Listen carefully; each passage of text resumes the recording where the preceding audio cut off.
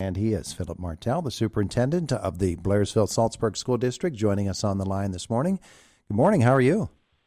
I'm doing well. How about you? Wonderful. Conversation brought to you by Marcus and Mack, a law firm representing injured people. It is the beginning of the month of March. We're moving into the spring of the year and starting to think ahead about end of the school year type of activities. And we talked with you a little bit about this last time. I wanted to visit with you again and talk about developing plans for things like graduation and proms and field trips. Those are spring things that come up every year, and you wonder if we can still get those in this year. Yeah, we have to. One of the things that we discussed as a team, and we're working with the board, is to try to really start to, as we come out of this, and they lift release some of the mitigation, efforts and different things. We want to be able to work and try to bring some sense of normalcy back to our students. It's a priority of ours, and especially if you take a look, you can bring up proms. Great example. I mean, if you wouldn't, we're going to go forward and we're going to, work within the mitigation guidelines, whatever that may be at the time, and allow the proms to take place, because it's the kids have suffered tremendously through this as well. So to bring that sense of normalcy back. If you're a student that was a junior last year, you missed your prom. Certainly, we want to try to do that, because they miss it this year, they'll go through the high school career without having that opportunity. And it's sometimes things like that, Todd, are like you kind of lose track of. But we are now prioritizing to try to make sure to work with our kids. And they've been very responsible, understanding the guidelines and different things, but to try to work with them to continue to bring these things to fruition and let them do them. What's amazing to me is I look at your website, at your COVID tracker. You've not had a case for the longest time. There have been no cases at Blairsville-Saltsburg. There have been a few school districts here in Indiana County that have just had no cases. And yes, a lot of that is just good fortune, but it's a lot of hard work too, isn't it?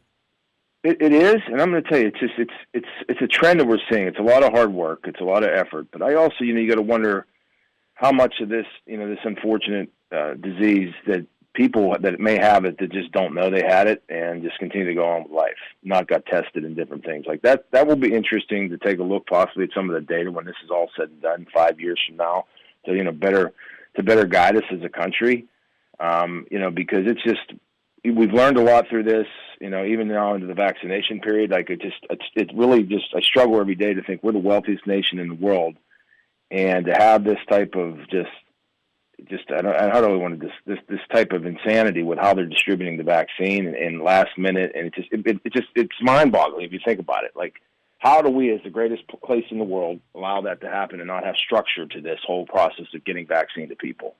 So, yeah, good point. Now, the governor, with his announcement yesterday about moving teachers and everybody who works in a school setting, bus drivers, everybody in the staff, everybody surrounding the school community, moving them sort of to the front of the line with the new Johnson & Johnson vaccine. What's your reaction to news such as that? I mean, it's great. It's long overdue in my mind. We've been on the, just like the frontline workers that are, been out there for months. Teachers have been out there for months. They've been asked to come back to school and work with students. Really, it just kind of, I don't understand why they would not have been included in the 1A group from the beginning. But that being said, I'm just glad that it's here now, and they're assuring us that we should be able to have everybody vaccinated from that perspective by the end of the month. Like they'll bring, they have a process in place to do that. So I feel pretty comfortable about it now. When the pandemic struck, and it's almost exactly a year ago that this occurred, there was a lot of talk that teachers were going to take a look at this and they're going to say, I'm a year or so away from retirement. I'm just going to take it. I'm not going to come back because it's just too risky for me. And then you watch as the year unfolds and the teachers continue to work and to do their best in very, very trying circumstances. Have you noticed some attrition in the teachers' ranks? Are folks taking retirement just in order to avoid putting their health at risk? No question about it. We our board authorized, to me and Latin, and they voted last month for an early retirement incentive for our teachers. But there is definitely a select group of them that are, like you said, they've done it. They're close. They're a year or two out, but they're jumping because of just the it's obviously the health concerns, but it's also digital learning is especially when it was dropped in their lap, very difficult. And for some of them that may be later in their career, it's been difficult. Technology's different. Like, our kids know more than us now, just on a lot of fronts. But it's a combination of things, but you've definitely seen some of that. I know. I've seen the pictures of you and your family. You got a beautiful family, by the way. Thank you very much. How often have you handed the phone to one of your daughters and say, "Fix this"? So many times it's just like there's no doubt about it. And that's what's great. Even when we talk to our students here, how we're reinventing some of our spaces throughout the district, to bring them, to look to not only bring them up to par, but to also give them the ability for cross-curricular activities that will allow them to explore their career paths and different things. But just taking their input has been a fabulous experience with this whole thing. Wow, it's good news that the teachers are so conscientious about it, and they're looking forward. But at the same time, it offers both a challenge and an opportunity for young folks who are training to be teachers. There are going to be some opportunities to step in and maybe a little bit of a competitive opportunity for them to maybe choose their district. At the same time, you've got positions to fill, don't you? We do, and that's the thing. When you look 10 years ago, even 5 years ago, there was an excess of probably 5,000 elementary teachers in the state. But after the market crash and everything kind of fell out, you're right. Right now, today and day, there's not as many teachers there. There aren't a surplus of teachers. So it is going to be a challenge for districts to do it, but it also becomes a little bit more competitive. It used to be just the core content areas like chemistry and some of the sciences and that where you had a hard time finding people. You're having a hard time finding people across the spectrum now. Yeah. Yeah. All right. So we were looking ahead at spring things such as prom. Graduation is another. Standardized testing. The state has made some moves there as well. So what's your perspective on what the state has done in terms of standardized tests that normally we would expect kids would have to do them and be doing them right now? Honestly, I believe it's absolutely ridiculous that they're going to make us test. In my mind, they know what we've faced. All the districts has faced the challenges.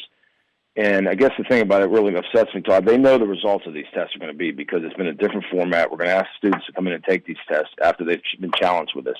And I understand the idea about accountability and all that. But that being said, until we're fully out of this pandemic, we should not be testing anybody. So they're going to make us do this. And then, by giving us a short reprieve saying, oh, you can take it and do it into September. Well, what sense does that make either? I feel like we're passing the buck instead of just saying to the federal government, no, this isn't a good idea. And I was hoping that this new administration would also see that, understanding that, they're very supportive of public education and teachers and that. It's been a challenge, and I'm still hoping that somebody that cooler heads will prevail in the end, and they'll say, no, we are going to wait till next year because they know what the date is going to be. It's going to be not good for everybody, not just, Blairsville-Saltsburg. Well, that's one of the things about it is that you wonder about the education gap and if the testing it's obviously going to show what you probably have already seen within your district and in talking with other superintendents across the county that the students, they're not going to be smooth and seamlessly into learning online as they have been for this past year and not suffer a little bit. It does take a period of adjustment. It does, and we're doing a lot of. We've worked with our board because it was high on their list to be able to provide remediation for our students that are still struggling because we have so many that are. But it is, as you said, it's a statewide, national struggle. It's not just here. So we're offering extra tutoring, extra after school time. We're providing transportation as a district, and because these students are struggling, and that's the point. We already know that based on their current grade status and what's happening in the district. So why would we go then subject them to a test where we know the outcome? It just makes no sense to me. Are you going to have to muscle up in the summertime with more programs?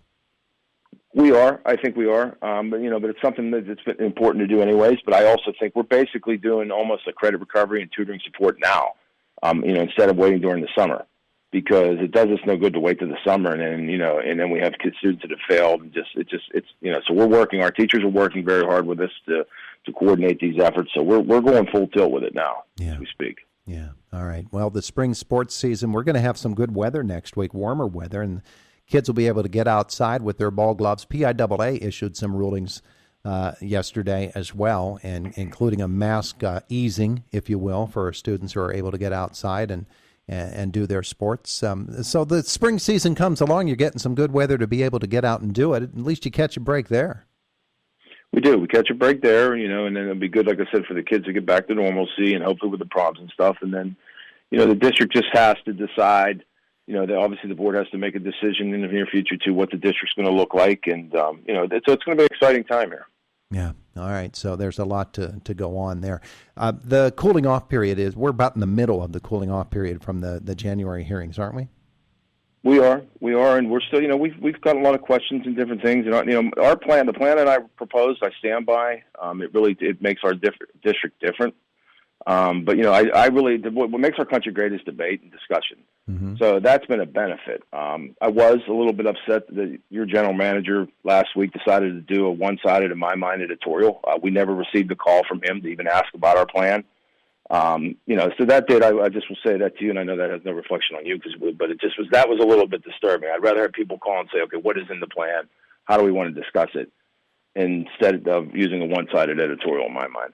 Mm-hmm. What is the reaction you've gotten either to the plan or to that particular event, the editorial?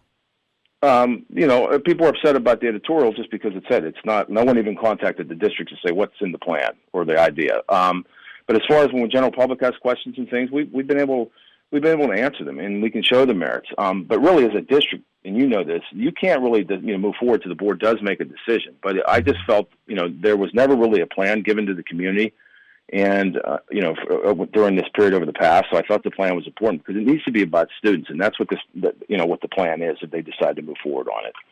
He is Philip Martell. He's the superintendent, Blairsville-Saltsburg School District. Thanks so much for being with us this morning. Appreciate it.